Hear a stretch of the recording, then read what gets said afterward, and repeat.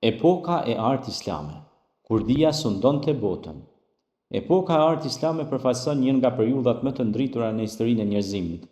Një kohë kur dia, shkenca dhe morali ecën krah për krah. Kjo epokë fillon rreth shekullit të 8 dhe zgjat deri në shekullin e 13.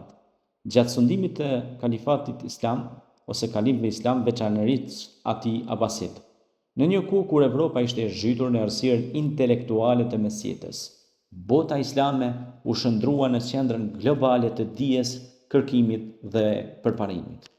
Një nga shtyllat kryesore të kësaj bote ishte respekti i thellë për dijen, i bazuar drejt për drejt në mësimet islame. Kuranin dhe hadithet e pejgamberit Muhammed a.s. nxisnin kërkimin e dijes si obligim për çdo besimtar. Kjo frymë bëri dijen jo privilegj të elitës, por një vlerë shoqërore dhe fetare. Librat u konsideruan pasuri, ndërsa dietarët u nderuan si shtylla të shoqërisë. Qendra simbolike e epokës së artë islame, shtëpia e urtësisë në Bagdad, ajo ishte më shumë se një bibliotekë, ishte një institut kërkimor, ku u përkthyen mira vepra nga greqishtja, latinishtja, persishtja dhe sanskrinishtja në arabisht.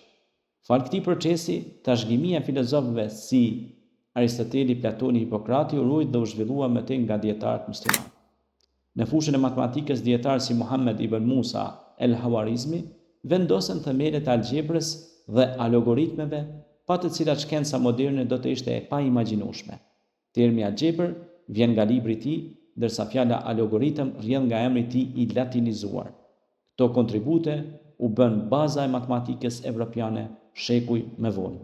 Mjekësia përjetoi një revolucion të vërtetë me Ibn Sinën, Avicenën, i cili shkroi veprën madhore El Kanun fi Tib, ligjet e mjekësisë, i cili u përdor si tekst bazë në universitetet evropiane për më shumë se 600 vjet.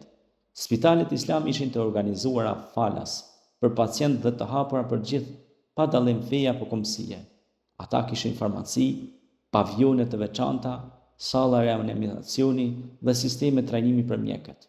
Edhe astronomia, kimia, fizika dhe gjeografia lulëzuan. El-Biruni mati rrezën e tokës me saktësi të jashtëzakonshme, ndërsa Ibn el-Haytham hodhi themelet e optikës moderne përmes metodës eksperimentale në Andaluzinë islame. Qytetet si Cordoba, Granada kishin biblioteka me qindra mijëra libra, ndriçim publik dhe institucione arsimore të avancuara. Epoka e artë islame nuk ishte vetëm epokë shkencore, por edhe morale dhe shoqërore. Bashkëjetesa fetare, drejtësia sociale dhe respekti për njeriu ishin parimet themelore. Muslimanë të krishterë dhe hebrej punonin së bashku në kërkim të dijes dhe përparimit.